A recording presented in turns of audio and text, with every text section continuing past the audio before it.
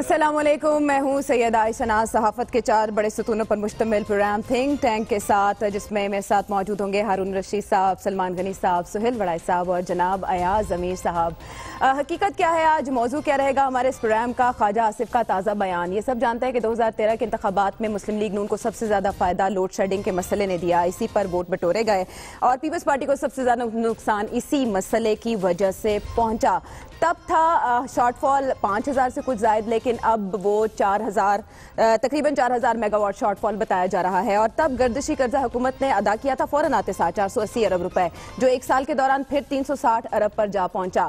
خواجہ آصف کہتے ہیں کہ ہماری حکومت بجلی بچانے پر توجہ نہیں دیتی۔ خواجہ آصف کو ایسا کیوں کہنا پڑا؟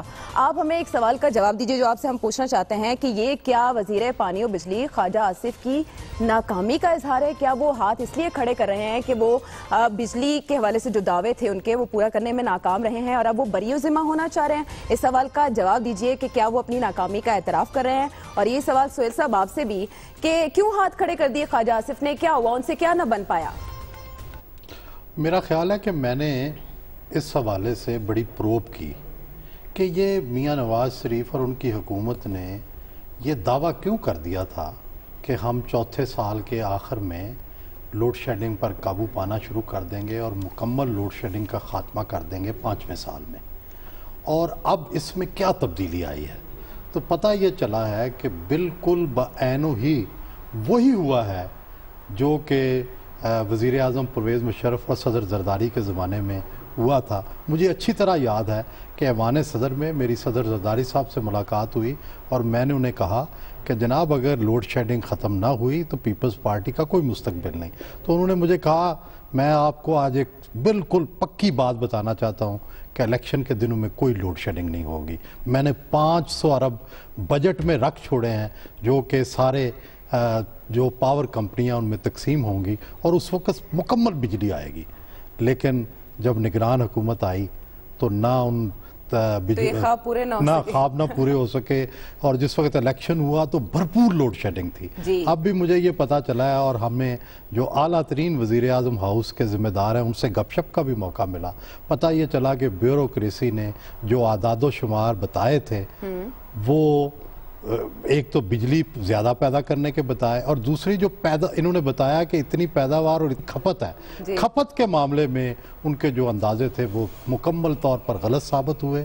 اور چنانچہ کوئی 2 مہینے پہلے جب وزیر اعظم کو یہ پتا چلا کہ یہ بہت بڑی غلطی ہو گئی ہے تو انہوں نے سب کو بلا کے کھینچا، سیکٹری انرجی کو بدلا اور ایک نئے سرے سے ساری پلاننگ ہوئی کہ کس طرح سے پہلے ان کا اندازہ تھا کہ ہم تو اتنی بجلی بنا لیں گے کہ وہ اضافی ہو جائے گی، اب یہ بمشکل، اب ان کا اندازہ یہ ہے کہ بمشکل اتنی ہوگی کہ لوگوں کو کہہ سکیں کہ ہم نے کسی حد تک لوڈ شیڈنگ۔ وہ کہتے ہیں نا کہ بجلی باتوں سے نہیں بنتی ورنہ کب کی بن چکی ہوتی ہے۔ ایاز امیر صاحب، ایک طرح سے تو پھر تحریک انصاف ٹھیک کہتی ہے نا، جیسے خواجہ آصف کہتے ہیں کہ حکومت کی توجہ فیتے کاٹنے پر رہی کہ بڑے بڑے پلانٹس کا افتتاح کر دیا جائے، لیکن جو اس کی بنیاد ہے اس کی طرف زور نہیں دیا گیا، غور بھی نہیں کیا گیا کہ ٹیرف جو ہے وہ غیر حقیقی ہے، سبسڈی کم ہے۔ تو یہ تو اعتراف کر رہے ہیں، صحیح کہہ رہے ہیں، تحریک انصاف صحیح کہتی ہے؟ دیکھیے 4 سال تو انہوں نے انہی دعووں سے گزار دیے نا، اب یہ آخری سال ہے، وہ کہاں آپ کو وہ یاد ہوگا کہ 6 مہینے میں چلی جائے گی، میرا نام آپ بدل دیں، فلانا ہوگا، وہ تبدیل کرتے رہے۔ اب وہ منہ سے اس سے نکل گیا جب وہ ساہیوال گئے تھے کہ 2019 تک وہ چلا جائے گا۔ بہرحال یہ جو آپ نے ایڈز بھی دیکھے ساہیوال کول پاور پلانٹ کے، یہ دنیا کا عجوبہ ہے کہ کول سے بننے والا پہلا یہ پلانٹ ہے جس کے بارے میں کہا جا رہا ہے کہ یہ ماحولیات دوست، فضا دوست جو ہے یہ یہاں سے پاور، تو یہ ان کا ایک تو یہ انہوں نے کارنامہ ہے کہ دنیا کا وہ کیا کہتے ہیں جلد ترین منصوبہ یہ ہے اس کے وہ کر رہے ہیں، اور دوسرا یہ ہے کہ پہلا کول پاور پلانٹ ہے جس سے کچھ نہیں ہوگا۔ لیکن اس میں وہ جو تھی چیز کچھ نہیں، آکسیجن پیدا کرے گا، بالکل وہ یہ کولا جو ہے ساہیوال میں جو ہوگا بالکل آکسیجن کرے گا، اور صحت کی شرح جو ہے ساہیوال کی وہ جو ہے اوپر آ جائے گی۔ لیکن انہوں نے 4 سال یہاں پہ وہ گزار دیے۔ دیکھیے اس میں جو شروع سے ان کا یہ بجلی والا تھا اس میں ایک سنجیدگی بھی تھی لیکن ایک تمسخر پن بھی تھا کہ ایسے کرتے کرتے وہ صرف ہم دعووں سے ہی وہ کر دیں گے. اب یہ 5ویں سال میں ثابت ہو رہا ہے کہ محض دعووں سے، نعروں سے، انگلی ہلانے سے پاور جو ہے پیدا نہیں ہوئی. لیکن ابھی تک یہ ہے کہ لوڈ شیڈنگ کا وہ دورانیہ نہیں گیا جو کہ پیپلز پارٹی کے آخری دنوں میں تھا، یا جو 2008 کے الیکشن سے این پہلے جو ایک بالکل کیا کہتے ہیں وہ لوڈ شیڈنگ پھیل گئی تھی، جس نے کاف لیگ کے جو پروسپیکٹس تھے اس الیکشنز میں اس کو بالکل وہ بہت ہی نقصان پہنچایا تھا. ایسے یہاں پہ نہیں ہے. اگر یہاں تک بھی رہے تو وہ کلیم کر سکیں گے دیکھیں جی ہم نے کچھ کنٹرول تو کر لیا ہے. لیکن جیسے ہم دیکھتے ہیں کچھ تھوڑی سی شدت آتی ہے موسم میں تو تمام دعوے جو ہیں وہ دھرے کے دھرے رہ جاتے. ٹھیک ہے. اچھا، لیکن ہم نے دیکھا کہ آصف زرداری کے دور میں سندھ میں بہتر تھی صورتحال، پنجاب میں زیادہ برا حال تھا، اور اب ہم دیکھ رہے ہیں کہ سندھ میں برا حال ہے، کہ پی کے میں احتجاج اور مظاہرے ہو رہے ہیں. ہارون صاحب، اب اس معاملے میں خواجہ آصف نے آ کے ایک نئی بات کہہ دی اور انہوں نے کہا کہ ہماری حکومت کی توجہ اور طرف ہے، بیسکس کی طرف نہیں ہے. لیکن سوال آپ سے یہ کہ خواجہ آصف کیا یہ کہنا چاہ رہے ہیں کہ ان کی وزارت کے فیصلے کوئی اور کرتا ہے، وہ بے اختیار ہے؟ یہ بھی ایک وجہ ہے. آپ نے دیکھا نا ابھی جو افتتاح ہوا تھا اس میں وہ نہیں بلایا گیا. شہباز شریف سے ان کی چلتی رہتی ہے چپکلش. دوسری بات یہ ہے کتنے گیا گزرا آدمی کبھی تو اس کو شرم آتی ہے، کبھی تو سچ بولنے کو جی گریس ہوتی ہے. بات تو ٹھیک ہے، کچھ گریس ہوتی ہے، کچھ شرم ہوتی ہے، کوئی حیا ہوتی ہے، کچھ حیا ہوتی ہے. تھوڑی بہت حیا آگے تو اچھی بات ہے، میں تو اس کو اپریشیٹ کرتا ہوں. بات یہ ہے کہ کام کم ہے، باتیں زیادہ ہیں. جو کام کے لوگ ہوتے ہیں وہ توجہ اپنی پرفارمنس پہ دیتے ہیں، باتوں پہ نہیں. تو دعوے کرنے کے اس میں خود فریبی پیدا ہوتی ہے.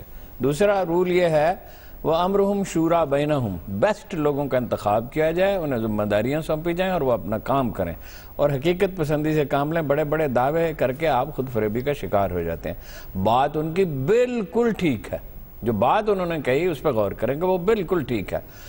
مثلا جب پیپلز پارٹی کی حکومت بنی انہوں نے کہا کہ 1 کروڑ بلب منگوائیں گے. اب ہم سب جانتے ہیں اپنے گھروں میں جنہوں نے توجہ دی ہے کہ ایک قسم کے بلب ایسے بھی ہیں جو 20-25% بجلی خرچ کرتے ہیں، ایک وہ ہیں جو 10%، ایک 3% کنزیوم کرتے ہیں. اے سی بغیر وجہ کے چلتے رہتے ہیں. یا اپنے دفتر میں دیکھتا ہوں کئی دفعہ ایسی جگہ پہ روشنی ہوتی ہے جس کی کوئی ضرورت نہیں ہوتی. مینجمنٹ تو ضروری ہے نا. پھر یہ ہے کہ ایک تو نئے منصوبے لگ رہے ہیں، انہیں شوق ہے کہ یہ 400 روپے کا منصوبہ تھا ہم نے 200 روپے بنا دیا. کبھی ایسا دنیا میں ہوتا کام کا نا بات ہے. میں یہ کہوں کہ یہ گلاس تو مل رہا تھا 200 روپے میں لے آیا 50 روپے میں. بھائی 50 روپے میں دکاندار نے دیا نا، اس کو منافع ملا تو اس کو 45 روپے کا ہوگا تو 50 روپے کا اس نے دیا. یہ بچگانہ باتیں ہیں، ان کا اندازے کا سینٹرلائزڈ ہے. بجائے اس کے کہ موضوع لوگ منتخب کریں. سول سروس کی غلطی ہوگی، جیسے سہیل وڑائی صاحب نے کہا ہوگی، غلطی ضرور ہوئی ہوگی، لیکن سول سروس کو موٹیویٹ کون کرتا ہے؟ لوگوں سے کام لینا ہوتا ہے. حضرت عمر کے بارے میں کہا جاتا ہے کہ جب وہ کسی فصیح یا ذہین آدمی کو دیکھتے تھے تو اندیشہ پالتے تھے کہ یہ ضائع ہو جائے گا. اس کو بلاتے تھے یا کسی کے سپرد کرتے تھے، بس یہ ٹریننگ کی جائے، یہ بیسٹ اپنی صلاحیت بہترین صلاحیت کب انسانی استعمال ہوتی ہے؟ بہترین صلاحیت استعمال ہوتی ہے آزادی میں. وہ آزادی جس کے ساتھ ڈسپلن ہو. یہ جو طرز حکومت ہے اس میں یہی ہوگا. دو بڑی خرابی. ہارون صاحب یہ دیکھیں نا، یہ تو بڑی زیادتی ہے. ایک طرف آزادی ہو، ایک طرف آزادی ہوتی ہے ڈسپلن کے ساتھ ہے. میں آپ بھی وہاں گئے ہیں، میں 4 یورپی ملکوں میں گھوم کے آیا ہوں. 8 دنوں میں 1 ہارن کی آواز میں نے سنی. یہ ہے ڈسپلن. آزادی پوری ہے، ظاہر ہے ہم سے زیادہ قواعد کے تابع ہے. البتہ آزادی بروئے کار ہی ڈسپلن میں آتی ہے، یعنی پوری آزادی مگر نظم و نسق کی پابندی، رولز کی پابندی. جیسے آپ نے مجھے حکم صادر کیا کہ کالم 1300 الفاظ کا ہونا چاہیے، اس دن سے 1300 لفظوں کا ہے نا. ڈسپلن کی پابندی جس طرح آپ ہمیں چپ کرا دیتے ہیں. نہیں چپ نہیں، دلیل کی بات ہے. اگر دلیل صحیح ہو تو صحیح ہے، نہیں آپ زبردستی چپ کرا دیں. دوسری بات نہیں کوئی یہ زبردستی ہے، یہ کہاں کی زبردستی ہے. اچھا دوسری بات یہ ہے کہ وہ ٹھیک کہہ رہے ہیں. ایک تو ادائیگیاں نہیں ہو رہی بہت سی جگہوں پہ، ریٹ آف گورنمنٹ نہیں ہے، اور ایک یہ ہے کہ بجلی چوری ہوتی ہے. ایک تو ادائیگیاں ہو نہیں رہی نا. پختونخوا کے بعض حصوں میں، قبائلی علاقوں میں، بلوچستان میں، اچکزئی کے علاقے میں سردیوں میں بھیڑوں کے باڑوں میں بجلی جلتی ہے جس کو کوئی بل نہیں دیتا. اور بھی بہت سی جگہ ایک آدمی کے بات کر رہے ہیں. دوسرا چوری. بھائی ریٹ آف دی گورنمنٹ ہو، کوہین ہو، صوبائی اور مرکزی، چوری کس نے روکنی ہے؟ پولیس کی مدد ہی سے روکی جا سکتی ہے. ہارون صاحب ایک چھوٹی سی بات کر لوں. ابھی میں چترال گیا، وہاں میں نے دیکھا ایک پرائیویٹ آدمی نے 1 میگا واٹ بجلی کا پلانٹ لگایا اور وہ سارا جو گاؤں اور سارا علاقہ ہے اس سے وہ لے رہا ہے سستے داموں. نیک نیتی ہے نا, اپنے لیے نیک نیتی ہے. میں نے ملک ریاض سے پوچھا, ساری کا تکلامہ پوچھا, بھئی بجلی آپ خود پیدا کرتے تو بڑی مہنگی پڑتی ہوگی پیٹرول پہ. اس نے کہا جناب سستی پڑتی ہے.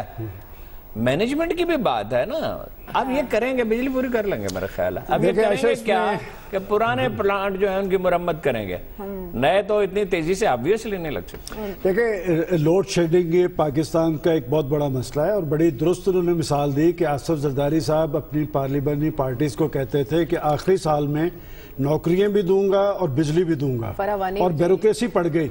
اور وہ انہوں نے جو مثال دی کہ پرائم منسٹر ہاؤس کے ذرائع نے انہیں یہ بتایا کہ یہ بیوروکریسی کا ایک عنصر تھا جنہوں نے غلط اعداد و شمار پرائم منسٹر صاحب کو دیے, اور سہیل صاحب کو پرائم منسٹر کے جن ذرائع نے بتایا وہ بھی افسر شاہی کا ہی حصہ ہے, اور انہوں نے نشاندہی کی. انہوں نے کہا کہ میں نے پرائم منسٹر صاحب کو بعد میں بتایا کہ ان اعداد و شمار پہ نہ جائیں. دیکھیں اس میں کوئی شک نہیں کہ حکومتوں کے عروج و زوال میں بیوروکریسی کا ایک اہم رول رہا ہے, اور یہ پڑ گئے تھے, اور انہوں نے فوری طور پہ اس کا نوٹس لیا, اور پرائم منسٹر صاحب نے چارٹ اپنے آفس میں لگوا لیا, اس لیے وہ بچ گئے. لیکن انہوں نے ایک وعدہ کیا تھا قوم کے ساتھ کہ یہ جو 15 دن کی لوڈ شیڈنگ جس میں اتنی آہو بکا مچی, اس کے ذمہ داران کی نشاندہی نہیں ہوئی. جہاں تک خواجہ آصف صاحب کے بیان کا تعلق ہے, وہ ایک شعر ہے نا کہ فقیہ مصلحت بھی سے وہ رندے بادہ خار اچھا نکل جاتی ہو جس کے منہ سے سچی بات مستی میں. دیکھیں بات یہ کہ بجلی بچانے کی جہاں تک بات ہے تو یہ بات درست ہے کہ بجلی بچانی چاہیے, کہ ایک وقت میں ایک پوری کمپین چلی تھی کہ بجلی بچاؤ اپنے لیے اور قوم کے لیے, لیکن بجلی ہوگی تو بچائیں گے. میں سمجھتا ہوں کہ اس وقت سارا دار و مدار آئندہ انتخابات میں لوڈ شیڈنگ کے سد باب پر ہے, اور میں سمجھتا ہوں کہ پروجیکٹس تو لگے ہیں. ابھی ایاز صاحب بھی جو بات کر رہے تھے, اس سے پہلے تو حکومتوں کی مجرمانہ غفلت سب کے سامنے ہے کہ بڑی بڑی کمپین لانچ کی گئی. جنرل مشرف صاحب نے 16 کروڑ خرچ کیا تھا ڈیمز کی تعمیر کے حوالے سے, پوری ایک کمپین لانچ کی تھی, اور بادشاہ ڈیم کا اعلان کیا تھا, اور بادشاہ ڈیم کے لیے اس وقت تک زمین نہیں خریدی گئی تھی. کم از کم زمین خریدی گئی ہے, پاور پروجیکٹس لگے ہیں, اور یہ بہت بڑا چیلنج ہے نواز شریف صاحب کی حکومت کے لیے. اگر تو وہ 2018 سے پہلے لوڈ شیڈنگ کا سد باب کر گئے تو پھر الیکشن انہی کا. پر ایک بات ہے, جن کو آپ نے یہ درویش کا رتبہ دے دیا ہے کہ ان کے منہ سے سچی بات نکل آئی ہے, میں نے سنا ہے کہ سیالکوٹ میں لوڈ شیڈنگ نہیں ہوتی, ان کے حلقے میں نہیں ہوتی. وہاں تو درویش کے حلقے میرا خیال ہے لاہور میں بھی خاصی کم ہوئی ہے. یا سب اس چیزوں کا اعتراف, ابھی عائشہ نے جو سوال کیا تھا یہ اچھا سوال تھا کہ ماضی کے اندر سیالکوٹ میں ہو جائے, لاہور میں ہو جائے, باقی جو ہے پورے پاکستان میں بلا امتیاز. دیکھیں نا, اگر آپ لاہور کے اندر نہیں کر رہے اور گجرانوالہ میں یا سیالکوٹ میں ہو رہی ہے تو یہ بھی غلط ہے. میں سمجھتا ہوں کہ بجلی چاروں صوبوں میں فراہم کرنی چاہیے, اور جب آپ پروجیکٹس لگا رہے ہیں اور آپ نے کہا کہ 10,000 میگا واٹ شامل کریں گے, تو قوم اس بات کے انتظار میں ہے کہ واقعتاً لوڈ شیڈنگ کا عذاب جو قوم پہ مسلط ہے اس کو دفن کرنا چاہیے. اچھا, یہی ایسی بات ہے کہ ہم دیکھ رہے ہیں سندھ کی سطح پر یا کراچی کی سطح پر مسائل بھی اس لحاظ سے بہت زیادہ, جیسے کہ ادائیگیوں کا نہ ہونا. ابھی سندھ نے ادائیگی کر دی ہے جو اس کے ذمہ واجبات تھے, لیکن بلوچستان کے حوالے سے خواجہ آصف کا کہنا ہے کہ وہاں سے مسائل ہیں, کے پی کے کی جانب سے بھی 180 ارب روپے کے واجبات, جی واجبات ابھی ہیں جو ادا کرنے ہیں. یعنی اس کی بہت سی جہتیں ہیں اس مسئلے کی جن کو سلجھانا چاہیے, لیکن خواجہ آصف کا سلسلہ اس طرح سے سامنے آ کے اپنے آپ کو بری و ذمہ کہنا, کیا مطلب وہ جو کوشش کر رہے ہیں وہ کہ وہ اپنے آپ کو بے گناہ ثابت کریں, وہ کر لے کامیاب ہو جائیں گے اس میں؟ نہیں, میرا خیال ہے کہ خواجہ آصف بھی اسی کشتی میں سوار ہیں جو اگر ڈوبی تو خواجہ آصف بھی اس کے ساتھ ڈوبیں گے, اگر بچ گئی تو خواجہ آصف بھی بچ جائیں گے. وہ خود بری و ذمہ اکیلے نہیں ہو سکتے, اور وہ تو اب وزارت عظمیٰ کے ان امیدواروں میں شامل ہیں کہ اگر کچھ ہنگامی صورتحال ہوئی تو وہ جو 2 ٹاپ نام ڈسکس ہو رہے ہیں ان میں وہ آتے ہیں. اس لیے اب انہیں اپنے کون سی ہنگامی صورتحال روشنی ڈال دیں. حسن اقبال کا مجھے فون آیا گیا تھا, مجھے معاف کرو میں تو نہیں. یار صادق صاحب بھی کہتے ہیں مجھے بھی معاف رکھے. سر وہ یہ وہی ہنگامی, کون سی ہنگامی, پہلے روشنی اس میں ڈال. ہاں جی, ایاز امیر صاحب جس ہنگامی صورتحال کا انتظار کر رہے تھے پاناما فیصلہ آنے سے پہلے, میرا اشارہ اسی طرف ہے. اچھا, یہاں پر بھی اب بجلیاں کڑکنا شروع ہو گئی ہیں, یعنی کہ ممکنات جو بھی ہو سکتا ہے, ظاہر ہے وقت کا پتہ تو نہیں ہے, لیکن جس طرح سے خواجہ آصف نے ایک بیان دیا اور اپنے آپ کو حکومت کے معاملے میں ذرا الگ کر لیا, انہوں نے کالا باغ ڈیم کی بھی بات کی. ایاز امیر صاحب, آپ اس بات پر روشنی ڈالیے کہ انہوں نے کہا کہ عامر تک ڈرتے رہے رائے عامہ سے, اور کالا باغ ڈیم کے مسئلے کو کسی نے اپنا مسئلہ نہیں بنایا.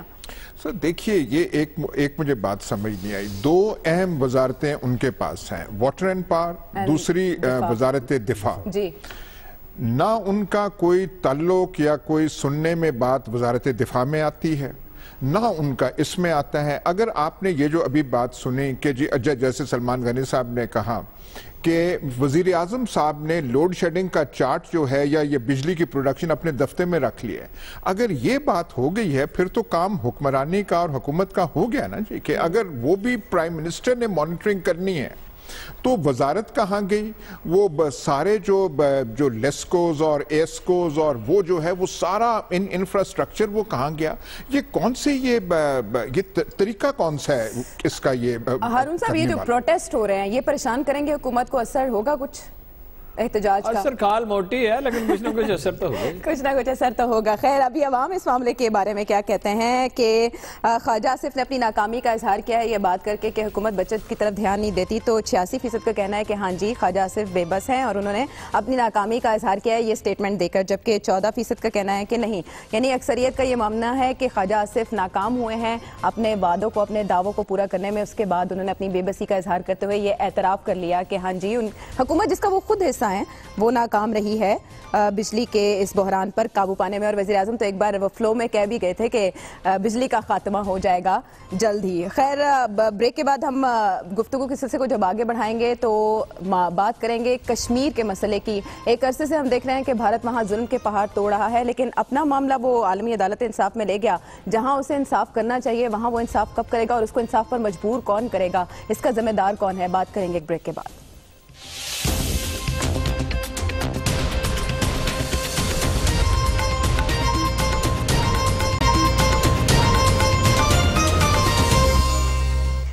Welcome back. मेरे वतन तेरी जन्नत में आएंगे एक दिन, पता नहीं वो दिन कब आएगा, लेकिन अब ताज़ा भारतीय रियासती दहशतगर्दी में 11 मुजाहिदीन फिर शहीद कर दिए गए हैं, जिनमें कमांडर सब्ज़ार भट्ट भी शामिल हैं। और ये सुलगती वादी कश्मीर जिसकी अब पानियों में, दरियाओं में खून की आमेज़िश है और एक अरसे से है, लेकिन इस पर आलमी बरादरी तो गुंग है। पाकिस्तानी हुकाम क्या कर रहे हैं, ये कश्मीर कमेटी क्या कर रही है? यही सवाल आपके सामने है, आप हमें इसका जवाब दीजिए कि कश्मीर कमेटी अपनी जिम्मेदारियाँ कश्मीर के हवाले से बखूबी पूरा कर रही है? जवाब दीजिए ट्विटर पर। और यही सवाल हारून साहब आपसे। गुजारिश ये है, मुझे तो 89 के बाद जब ये तहरीक शुरू हुई थी एक दिन शुबह नहीं रहा, एक दिन के कश्मीर एक दिन इंडिया के हाथ से निकल जाएगा। प्रैक्टिकली निकल चुका है। हम रूल देखते हैं। रूल क्या है? रूल ये है कि माइनॉरिटी मेजॉरिटी पे तादेर हुकूमत नहीं करती। 100 साल कर सकती, 200 साल कर सकती, सिचुएशन पे होता है, बहुत से दूसरे अवामल भी होते हैं। दूसरा रूल यह है कि जब खौफ दिलों से निकल जाता है किसी भी वजह से और स्ट्रगल में निकलता है ज़ाहिर है, तो इसके बाद गवर्न करना मुमकिन नहीं रहता। देखिए, महबूबा मुफ्ती गई अप्रैल में, उसने कहा जी मुज़ाकरात करें, कोई कॉन्फिडेंस बिल्डिंग मैयर्स करें। फारूक अब्दुल्ला कह रहा है कि कश्मीर इंडिया लूज़ कर चुका है, इंडियन मीडिया कह रहा है, और नई नेक्स्ट जनरेशन आ गई है। बुरहान वानी वाले वाक़े के बाद तो कोई घरों में बैठने के लिए तैयार नहीं, बच्चियां घरों से बाहर ही है। सादा सी बात नहीं होती किसी कौम की खातीन बाहर निकल आए और घर जाने से इनकार कर दें।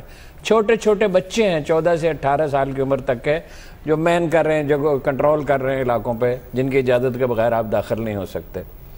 हमारा हाल क्या है? कश्मीर का नाम लेने से वज़ीर आज़म साहब इस तरह डरते हैं जैसे हिंदू औरत खामद का नाम लेने से डरती है। कश्मीर कमेटी क्या है? मौलवी फजलुर रहमान मुद्ददिल्लाहुल आली दुनिया की कोई पारा नहीं कर सकती, कोई कौम। और इस पे नवाज शरीफ ने तो बनाया है, जरदारी ने भी बनाया था। सिराजुल हक को कोई एतराज़ नहीं, इमरान खान को कोई एतराज़ नहीं है, मीडिया को कोई एतराज़ नहीं, कोई बोलता नहीं कि ये आदमी हमारी नुमाइंदगी करेगा दुनिया में, जाके ये डिप्लोमेसी करेगा। और वो किस लिए बना? वो इसलिए बना, वो कह चुका है ऑन रिकॉर्ड, जंग में छपा हुआ है कि मैं इसको जहाद ही नहीं मानता। जहाद तो उसके लिए तालिबान का है, बाकी तो उसके लिए कोई जहाद नहीं है। अच्छा सलमान साहब, बात यह है कि ये हमें देखिए स्ट्रगल करनी होगी। स्ट्रगल अस्करी नहीं, हम देख चुके अस्करी जद्दोजहद का अंजाम क्या होता है। दुनिया में जाएं, अपने दलाइल पेश करें, अपना मुकदमा लड़ें, लेकिन अफजल खोखर को भेजते हैं नवाज शरीफ साहब। मुशाहिद हुसैन को एक मुशाहिद हुसैन था जिसको भेजा, कोई ढंग का आदमी 60 आदमियों में से नहीं था। गोंगलों तो मिट्टी चाट रहे हैं। तो सलमान साहब बताएं, कश्मीर पॉलिसी पर नजरसानी करें फिर। देखिए बात ये कि आप पहले बुरहान मुजफ्फर वानी का जिक्र आया है 8 अप्रैल 2016, اس مجاہد کے ہاتھ میں کوئی سٹین گن نہیں تھی، وہ سوشل میڈیا کے محاذ پہ سرگرم تھا اور ایک مایوسی کی اس وقت کیفیت تھی. لیکن یہ تیسری نسل اس کی میدان میں ہے. عائشہ میں اس میں حوالہ دینا چاہوں گا جو سعودی عرب میں عرب امریکہ کانفرنس ہوئی ہے کہ جو ملک مقبوضہ کشمیر کے اندر انسانی حقوق کی بدترین خلاف ورزیوں میں ملوث ہے، جو وہاں پر قتل و غارت کر رہا ہے، جو وہاں پر دہشت گردی کا مرتکب ہو رہا ہے، وہاں امریکی پریزیڈنٹ ٹرمپ صاحب انہیں دہشت گردی کا شکار قرار دے رہے ہیں. اور میں اسی وقت سوچ رہا تھا کہ اس کے بعد اب مقبوضہ کشمیر کے اندر قتل و غارت کا سلسلہ تو یہ ہماری اپنی خارجہ پالیسی اور سفارتی پالیسی کی ناکامی ہے نا. اگر ہم ان کی بات کر رہے ہیں، میں اس پریشر میں نہیں آنے والا. جو بات یو این کے پلیٹ فارم پہ پرائم منسٹر نے جرات مندانہ انداز میں خطاب کیا، جہاں تک کہ فضل الرحمان صاحب کی بات کی ہے، علی گیلانی صاحب نے مجھے یہ کہا تھا کہ پاکستان کی سنجیدگی کا عالم یہ ہے کہ فضل الرحمان صاحب کشمیر کمیٹی کے چیئرمین ہیں. میں سمجھتا ہوں کہ کم از کم کشمیر کمیٹی کے چیئرمین کو ضرور تبدیل کرنا چاہیے. لیکن ایک بات آخری میں یہ کہوں گا کہ کشمیر میں اس وقت ایک بغاوت کا سماں ہے اور انڈین فورسز سے کشمیری نفرت کرتے ہیں، اور جب قوم میں نفرت کرنے پہ آ جائیں وہاں پر اب انڈیا کے جو پاؤں ہیں وہ لگنے والے نہیں ہیں. اور یہ بات درست ہے کہ خود آپ انڈین میڈیا دیکھ لیں کہ وہ بھی کہتے ہیں کہ مسئلے کا سیاسی حل نکالا جائے، اور خود ان کے ایکس آرمی چیف وی کے سنگھ کہتے ہیں کہ وہاں پر ہم اپنا تسلط قائم نہیں کر سکتے. میں سمجھتا ہوں کہ کشمیریوں کو آزادی ضرور ملنی ہے، جتنی جلد مل جائے اتنا انڈیا کا نقصان کم ہوگا. اچھا، ایک طرف تو وہ آنکھیں بھی دکھا رہے ہیں نا، بھارت سرکار آنکھیں بھی دکھاتی ہے لیکن ساتھ ساتھ لالی پاپ بھی دے رہی ہے. ایاز امیر صاحب، حال ہی میں مودی نے کہا کہ ٹیررزم یا ٹورزم میں سے کسی ایک کا انتخاب کشمیری نوجوان کر لیں. بہت اچھی پالیسیز ہم اس میں بھارتی حکومت کی سمجھتے ہیں کہ لابنگ بھی عالمی سطح پر اچھی کرتے ہیں، لیکن ہم کشمیر کے معاملے پر صرف یہ کہتے ہیں کہ سفارتی اور اخلاقی حمایت کشمیریوں کی جاری رہے گی بس. جی میں صرف دو باتیں کہوں گا. انہوں نے کہا ہے کہ جی وہ آزاد ہو کے رہیں گے. بزور بازو آرمڈ سٹرگل سے، لڑائی سے کشمیر آزاد ہونے والا نہیں ہے. پاکستان نے کئی بار کوشش کی، ہماری کوششوں سے کشمیر کو پیچھے ہٹا، آگے نہیں ہوا. اب جو ہو رہی ہے صورتحال وہ پاکستان کی بدولت نہیں ہو رہی ہوتی. ہم اس میں انوالو ہوتے تو ہم نے کشمیر کا کیس خراب ہی کرنا تھا. یہ کشمیریوں کی اپنی ہمت ہے کہ وہاں پہ وہ سامنے آئے ہیں. وہاں پہ کوئی ہماری خفیہ ایجنسی نہیں ہے، کوئی اور نہیں ہے. ہماری خفیہ ایجنسیز کا انوالو ہونا تو ایک فارمولہ ہے ناکامی کا. یہ سارے کشمیری خود کر رہے ہیں. پر آپ پوچھ رہے ہیں کہ پاکستان کی پالیسی کیا ہے. پاکستان کی پالیسی، ہارون صاحب بالکل ٹھیک کہہ رہے ہیں، کوئی پرائم منسٹر کے پاس یا اس حکومت کے پاس کوئی ٹائم ہے کشمیر کے بارے میں سوچنے کا؟ انہوں نے تو جیسے ہم نے پہلے سیگمنٹ میں کہا، انہوں نے تو وہ لوڈ شیڈنگ کا وہ چارٹ پرائم منسٹر کے آفس میں رکھا ہوا ہے. انہوں نے کبھی بیٹھ کے کسی کمیٹی، ڈیفنس کمیٹی کی میٹنگ کشمیر پہ ہوئی ہے؟ فوج سے کچھ انہوں نے کہا ہے اور انہوں نے کہا ہے کہ ہم کیا کر سکتے ہیں. وہ جو انہوں نے یو این میں سپیچ دی تھی تب حالات اتنے خراب تھے مقبوضہ کشمیر میں کہ کوئی پاکستانی وزیر اعظم ہوتا اس سے زیادہ سخت الفاظ وہاں ادا کرتا. اس کے بعد سے انہوں نے سمجھا کہ ہمارا کام ختم ہو گیا. پاکستان کی اس وقت کشمیر پالیسی کوئی نہیں ہے. لیکن میں یہ پوچھنا چاہتا ہوں کہ جو وزیر اعظم، جو گورنمنٹ اور جو فرسٹ فیملی ان گرداب میں گھرا ہو جیسے کہ پاناما پیپرز ہیں، انہیں کہاں فرصت ملے گی کہ وہ کشمیر کے بارے میں سوچ. تو سہیل صاحب، تھنک ٹینک ہے، یہ ایک پالیسی لائن دی جاتی ہے. اگر پاکستانی گورنمنٹ کو کشمیر پالیسی پر نظر ثانی کی ضرورت ہے تو وہ پالیسی کیا ہو سکتی ہے؟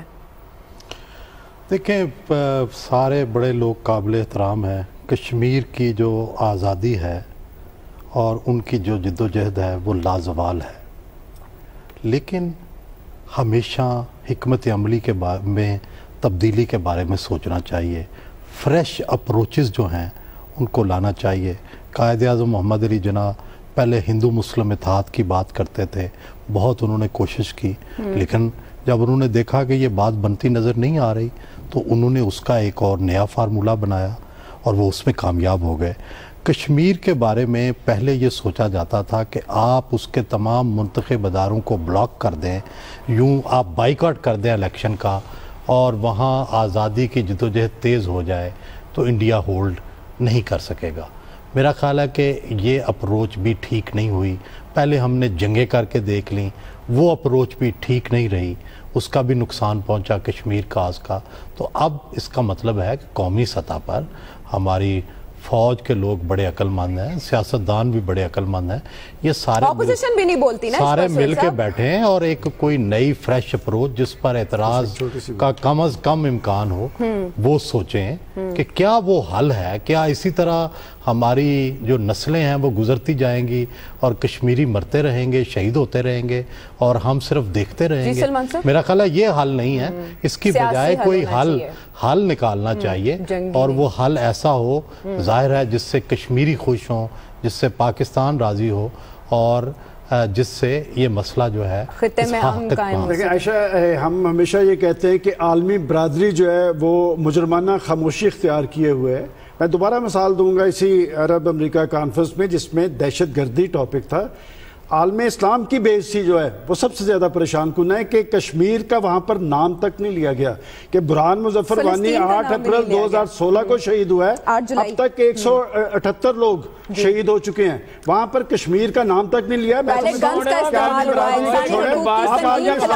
اور جا بادشاہ جو ایسی کچھ نہیں کر دے, عالم اسلام کی کرے. پاکستان بے عزتی والی کیفیت کوئی نہیں ہے, کشمیر پہ پاکستانی قوم بھی متحد ہے اور بات ہوتی ہے, لیکن جس محاذ پہ ہونی چاہیے وہاں نہیں ہو رہی, عالمی محاذ گرم کرنا چاہیے. ٹھیک ہے, اس بارے میں اسی طرح لابنگ کرنی چاہیے جس طرح بھارت عالمی سطح پر اپنے مطالبات منواتا ہے اور اس میں کامیاب رہتا ہے. عوام سے سوال ہم نے کیا تھا کہ کشمیر کمیٹی کیا مستعد ہے اس سلسلے میں, اگر اسے امپرووائز کر لیا جائے اس سوال کو, تو وہ یہ ہے کہ کیا حکومت پاکستان کو کشمیر پالیسی پر نظر ثانی کی ضرورت ہے. تو 92% آپ دیکھ سکتے ہیں کہ عوام کی رائے ہے کثیر تعداد میں کہ ہاں جی نظر ثانی کی ضرورت ہے, تبھی تو یہ پالیسی کامیاب ہو سکتی ہے. شدید ضرورت 8% کہتے ہیں کہ نہیں.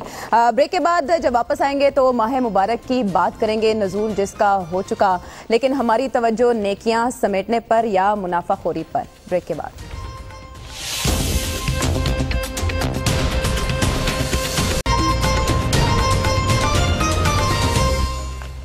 ویلکم بیک ٹو دی شو. اور سب سے زیادہ آپ کو مبارکباد, عوام کو مبارکباد اس ماہ مبارک کے آغاز کی. یکم رمضان آپ دیکھ سکتے ہیں دنیا نے اس کی اسکرین پر بھی کہ اس کا آغاز ہو چکا ہے, تراویح کی تیاریاں کی جا رہی ہیں. لیکن اس کے ساتھ ہم دیکھتے ہیں عالمی سطح پر جب بھی مذہبی تہوار ہوں, مذہبی ایام ہوں, تو ریلیف دیا جاتا ہے عوام کو اور کوشش کی جاتی ہے کہ آسانی کے ساتھ ان کے وہ ایام یا تہوار گزریں اور وہ خوش ہوں. لیکن یہاں ہم دیکھتے ہیں کہ گرانی مہنگائی زیادہ ہو جاتی ہے, ذخیرہ اندوزی زیادہ ہو جاتی ہے, منافع خوری زیادہ ہو جاتی ہے, نیکیاں کمانے کے بجائے توجہ اس طرف ہوتی ہے اور عوام مسائل کا شکار ہوتے ہیں. سوال آپ کے سامنے یہ کہ اس سوچ کا ذمہ دار کون ہے, حکومت یا معاشرہ؟ بطور معاشرہ ہم خود ذمہ دار ہیں اس سوچ کے کہ ہم زیادہ سے زیادہ منافع خوری اور ذخیرہ اندوزی کی طرف جاتے ہیں. آپ اس کا جواب دیجیے. اور سہیل صاحب, ہم نے دیکھا کہ رمضان ریلیف پیکج حکومت نے جو ہے وہ منظور کیا اور اس کے بعد یوٹیلیٹی سٹورز پر رعایت دینے کی بھی بات کی گئی, رمضان بازار بھی لگائے جائیں گے, لیکن عام جگہ پر پرائس کنٹرول کس کی ذمہ داری ہے؟ میرا خیال یہ ہے کہ اگر آپ دنیا بھر کو دیکھیں, چاہے وہ اسلامی دنیا ہو چاہے وہ مغربی دنیا ہو, مغربی دنیا میں جب کرسمس آتی ہے تو بازاروں میں سیل لگ جاتی ہے. حتیٰ کہ اب برطانیہ میں جہاں مسلمان کافی تعداد میں ہیں وہاں عید پر رمضان میں سیلیں لگتی ہیں. اور کون لگاتے ہیں؟ کرسچنز, بازاروں میں بڑے بڑے جو سٹور ہیں ان کے اندر. اسی طرح آپ اسلامی ممالک میں دیکھیں, وہاں بھی رمضان میں چیزوں کی افراط ہوتی ہے, اتنے لوگ کھانے کھلاتے ہیں, اتنی چیزیں بانٹی جاتی ہیں, لیکن ہمارا دل کچھ زیادہ ہی سخت ہو جاتا ہے. جہاں ایک طرف لوگ خیرات کرتے ہیں, کھانے کھلاتے ہیں, وہاں کچھ لوگ منافع خوری کے پیچھے لگ جاتے ہیں. اور یہ منافع خور جو ہیں یہ ہمارے یوں سمجھے کہ سیاہ دبا بن گئے ہیں ہمارے معاشرے کا, کہ وہ پہلے سے پلاننگ کر کے رکھتے ہیں کہ رمضان آئے گا تو ہم پیسے کمائیں گے, کھجور ہوگی, بیسن ہوگا. پتہ ہے ہر سال کے جناب یہ زیادہ استعمال ان کا بڑھے گا, فروٹ کا استعمال بڑھے گا, شربت کا استعمال بڑھے گا, تو آپ دیکھیں گے کہ انہی آئٹمز کے اوپر جو ہے وہ سپلائی ان کی کم ہو جائے گی, مہنگائی ہو جائے گی. میرا یہ خیال ہے کہ بنیادی فرض تو پھر حکومت کا ہی ہے کہ حکومت کو بھی تو پتہ ہے کہ بھائی بیسن چاہیے, آپ کو فروٹ چاہیے, تو کیوں نہیں آپ ان کی زیادہ سپلائی کا بندوبست کرتے. جب آپ زیادہ سپلائی کا بندوبست کریں گے تو منافع خور خود فارغ ہو جائیں گے. تو پہلے حکومت یہ سیٹ کرے, جس طرح انہوں نے کبھی خود فیکٹریاں بنا کے عام لوگوں کے حوالے کی تھیں, اس ٹرینڈ کو خود سیٹ کرے. اور خود سیٹ کرنے کے بعد جب معاشرے میں اس کا رواج ہو جائے، پاکستان میں رواج ہو جائے، پھر لوگ خود کرنے لگ پڑیں۔ اچھا، تو ہارون صاحب انفرادی طور پر کتنے ذمہ دار اور حکومتی سطح پر کتنے ذمہ دار؟ دیکھیے، جہاں تک تو عام لوگوں کا تعلق ہے نا، وہ تو رمضان کا ان پہ بڑا اچھا اثر ہوتا ہے۔ مولانا مودودی نے کہا کہ جب آدمی مرنے والا ہوتا تھا، جب اس کا اندیشہ ہوتا تھا کہ زندہ رہے گا یا مر جائے گا، تو آئینہ اس کے ناک کے سامنے رکھتے تھے، اگر اس پہ ذرا سی نمی آ جائے تو اس کا مطلب سانس لے رہا ہے، زندہ بچ سکتا۔ معاشرے میں تو کچھ نہ کچھ جان ہے، لیکن جیسے سہیل صاحب نے کہا، مثلا یہ بیسن کیا مسئلہ ہے جی؟ 1 لاکھ ٹن چنا اگر خرید لیں یا 50,000 اور رمضان پہ ریلیز کر دیں، کھجوروں کا کیا مسئلہ ہے؟ کھجوروں اس وقت ریلیز کر دیں، اور بھی چیزوں کا بندوبست ہو سکتا ہے۔ معاشرے میں بھی بے حسی ہے، اور ہمارا جو کاروباری طبقہ ہے یہ روئے زمین پہ شاید بدترین اس لحاظ سے ہے، میں کوئی فتویٰ نہیں دے رہا، کاروبار تھا ہی نہیں پاکستان میں۔ کون کاروبار کرتا تھا؟ ہندو کرتے تھے، سکھ کرتے تھے، ہم تو یہ سپاہگری کرتے تھے، یہ ذمہ داری کرتے تھے، سرکاری نوکری کرتے تھے۔ اس کے رجحانات بہتر بنانے کی ضرورت ہے۔ اب یہ کام ہے علماء کا، دانشوروں کا، اسکالرز کا، اور بہت سے لوگوں کا، میڈیا کا، وہ خود اس میں ہاتھ رنگنے کی کوشش کرتے ہیں، سب اس سے فائدہ اٹھانے کی کوشش کرتے ہیں، اور کئی پہلو ہیں۔ مطلب میڈیا میں اتنا غلیظ ٹرینڈ ہے، اداکاروں کو لے آؤ، ایکٹریسوں کو لے آؤ، اس کو گلیمر کو اس کے ساتھ جوڑ دو، یا رمضان سے اس کا کیا تعلق ہے بھائی؟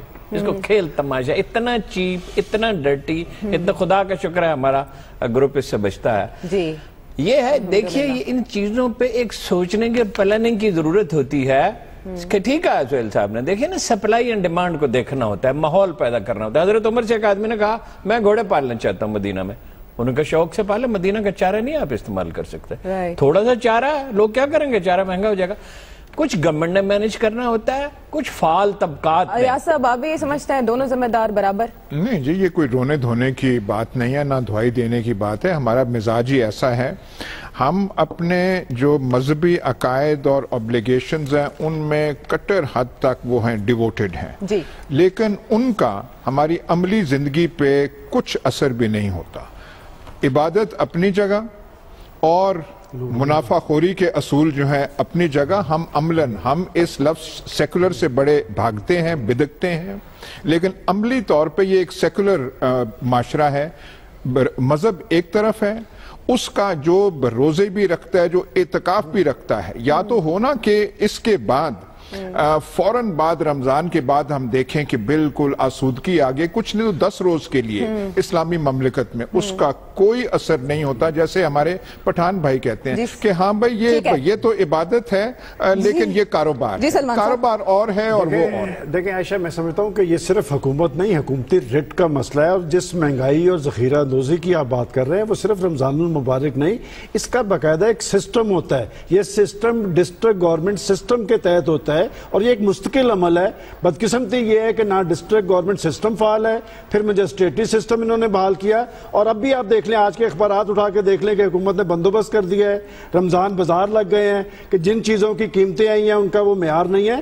میں سمجھتا ہوں کہ جب تک آپ مؤثر سسٹم نہیں بنائیں گے چیک کا، اس وقت تک یہ ساری جیسی رائے جی ایک بات بالکل ٹھیک کہی ہے ایاز حمید صاحب نے، ہمارا قول اور ہے اور ہمارا عمل ہے۔ دیکھیے اللہ کے رسول نے یہ کہا تھا جو مجھ سے محبت کرتا ہے وہ جھوٹ نہ بولے اور غیبت نہ کرے، یہ نہیں کہا تھا کہ وہ نماز وقت بہت کم ہے، اور عوام کیا کہتے ہیں، عوام کی رائے بتا دیں ذرا سلمان صاحب۔ 57% کا یہ کہنا ہے کہ حکومت ذمہ دار ہے اس روش کی جو رمضان المبارک کے مہینے میں اختیار کی جاتی ہے، جبکہ 43% کا کہنا ہے کہ معاشرہ اس کا ذمہ دار ہے۔ کم و بیش وہی رائے جو میرے اینالسٹ نے دی۔ پروگرام کا وقت ختم ہوا چاہتا ہے، آپ کے فیڈ بیک کا انتظار رہے گا اگلے پروگرام تک کے لیے۔ اللہ نگہبان۔